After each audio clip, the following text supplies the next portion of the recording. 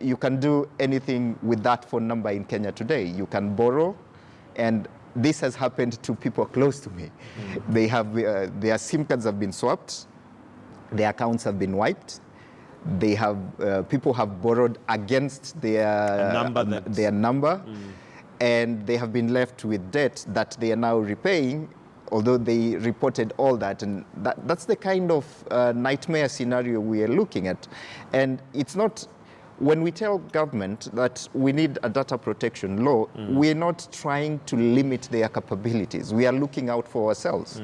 We are looking out, we are telling them, okay, you have a job to do to run this country.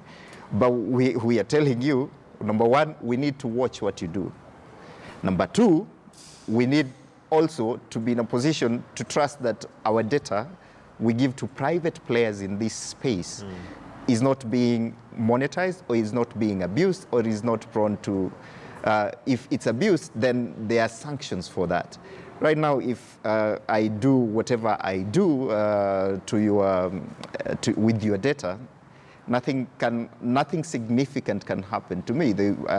We are talking, if I do identity theft. Right. Yes, I'm not sure the laws in Kenya as they are right now protect the person who... Yes, who does that, are as punitive as they ought to be when that happens. Okay, Gathara, maybe to bring in also the question of politics and censors, because that's one of the things we saw play out with politicians even making or insinuating that people should go and have their census done from their villages, whereas we know, like you're saying, that the data really is there for planning. And as a result, if, say, everybody who was born in Murang'a goes and is counted in Murang'a, that skews the figures, because for planning purposes, if they live in Nairobi, the resources need to be allocated to Nairobi. But maybe the politics of the census, and maybe just to make it clear and ensure that people are clear on that. Well, I think we've got to be concerned about the politics that are there. And I think it goes back to, again, how we designed the census and what was actually being asked.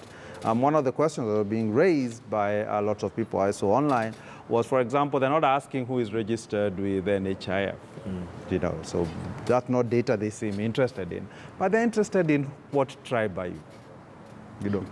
Yet we know that particular question has been the source of controversy in almost, at least the last two censuses, 1999 and 2009. In fact, in 1999, they refused to release the results of the data that came out from that particular question.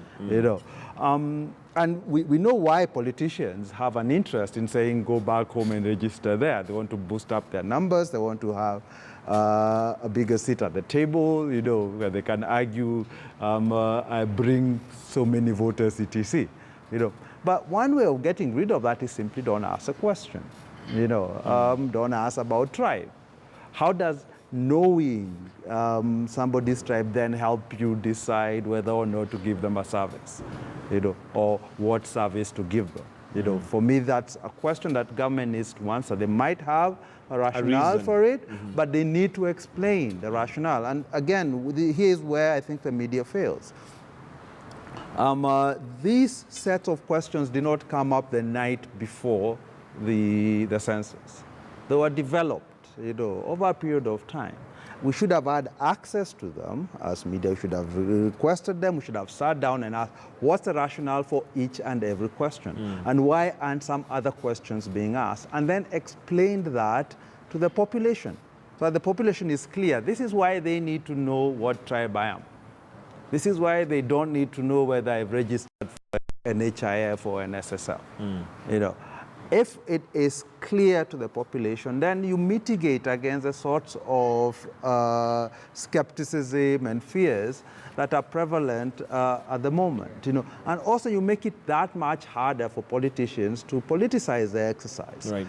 Because if then people can start saying, well, actually, perhaps this is information that you don't need. This is only valuable to politicians, so let's not gather that. Then we can start taking census and removing it from the realm of quote-unquote politics, where at least the ethnicized politics that we have today. You know, so that's something I think we need to keep a real clean eye on and go back. the information. One thing I'll say before we move on, because this also goes to what happens after the census. We already have data collected.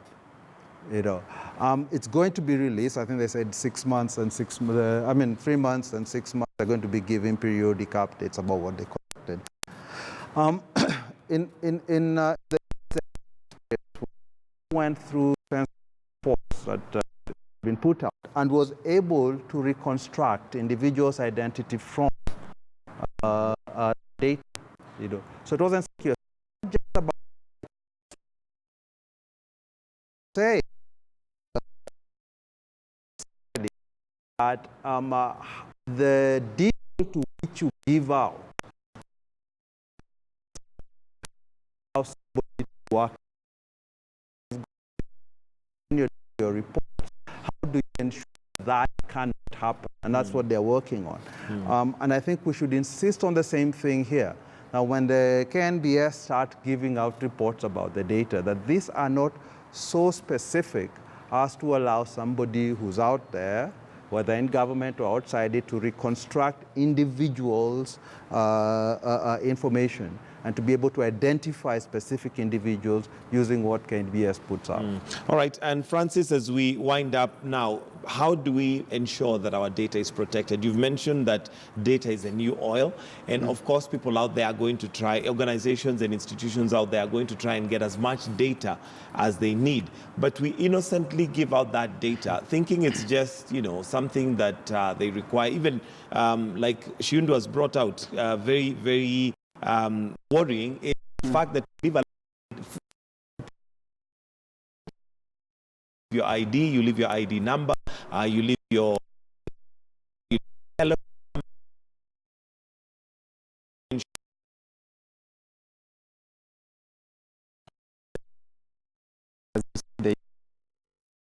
That also not so these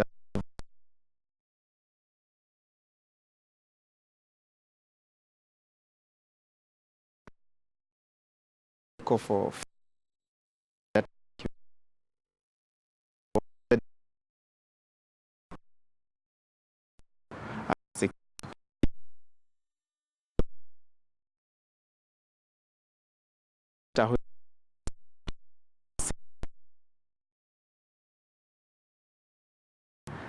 and there are also technologies that help in that. And now, also, when it comes to the transmission, we have no control over that. We become the gatekeepers to ensure our data does not get out there. we don't have control, but there are those institutions that are given that responsibility of ensuring that they do the right procedures or they take the right measures to make sure that the data is protected. And there's encryption to help transmission of data from one place to the another. The same technology is being used by the banks to transfer our money. So as it stands, we don't know whether those are things that are being used by them. So even transmitting the data from where it was being collected to where it will be stored, somebody could have done something and they got away with the data. So when it's stored, wherever they are storing it, is it kept locally or is it kept in the cloud, which means it's being regulated by another government, because some government, like the US government, if you keep your data there, and most of the cloud technologies are based there, the data belongs to them according to their laws. So if they're not keeping the data in Kenya and they have already hired a cloud, probably from the US, the data belongs also to the US government, and they can do whatever they want to do with it. I think, well, for me, if I may, one of the problems that we have is this idea of security begins with you. We saw it during the whole terrorism thing, etc. You know. And I think that's problematic because it takes away from government certain responsibilities. You know.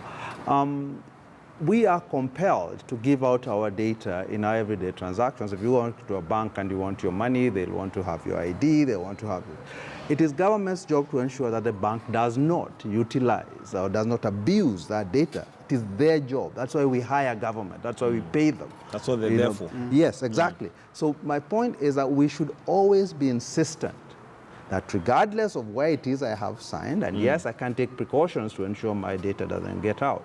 But in the case that people have it, that it is government's job to ensure that it is not abused, and when it is, to punish the people who abuse it. And I think that to a large extent, government is failing in this, as Shundu has pointed out, when it comes to putting in an act that actually protects this, that puts particular obligations on people who collect, who hoover up data. When I come into KTN offices and I'm told, leave your ID number, what is your phone number, etc., that they don't utilize that number. They don't use that data in ways that they're not supposed to. That is government's job, and I think that's where it's failing. And it keeps saying that, oh, you shouldn't. Well, in most of these cases, you don't have a choice. So it's quite important that we put the onus where it is, and the onus is on government. On government, to ensure that they protect that. Alphonse, your closing remarks, and maybe you deal with facts. What is it that we should expect out of a census? Because sometimes there's that confusion. First of all, there's been confusion in communication from government who do Manamba census. They are one and the same thing, or have a similarity. They're two different things. But out of a census, which is something that is within our constitution, what are some of the facts that we should expect out of that within that 3 months and the 6 months? All right, what from the questions that they asked, so the obvious number is how many are we in Kenya?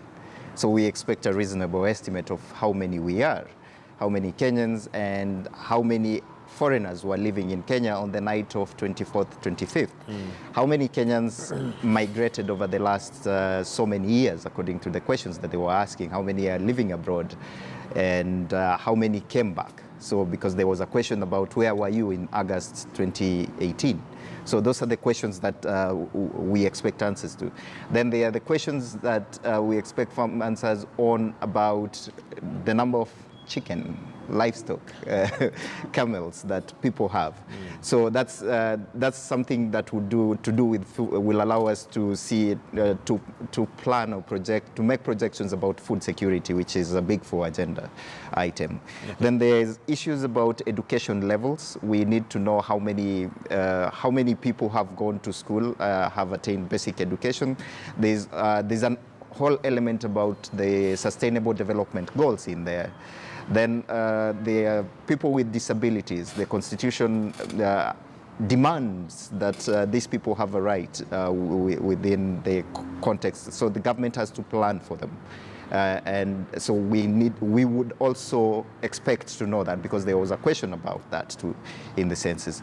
Now the question, and this is a question that we started raising in 2017, because we realized there was a problem about how we estimate the number of jobs in Kenya and the quality of those jobs. So in this census, there was a question that was asked about, did you work for pay over the last 7 days? And that's the question from which they were going to construe how you are employed. And they would ask you, are you employed formally or informally? So people were reporting. So you would say, I am self-employed. So if you're self-employed, you would say, I am they would say, is it formal or informal? So self-employment, how do you classify it as formal or informal? Right. There was a question with how, there was a problem with how the questions were constructed, and that will reflect in the way when KNBS comes and tells you that the unemployment rate in Kenya right now is below 10%. Most people would not believe that, because they cannot reconcile their daily reality of 10. They had 10 family members and only one has a job, and you're telling them that the unemployment, that is not the unemployment. All right. It's very hard. And just a quick point. We're trying to create unemployment data using standards that have worked everywhere. There are countries where when they say this number of people are employed, they actually mean these people have a job. And these people remit taxes and do all those things. So if 800,000 people enter into jobs every year in Kenya, according to the Kenya National Bureau of Statistics, why don't we see it's not felt on the ground on the taxes, on the tax side? So if they are getting if they are getting jobs, why are we not seeing it on this other side? On this other side. We need to wind up because of time. Gadara, your closing remarks very, very briefly. We're really out of time.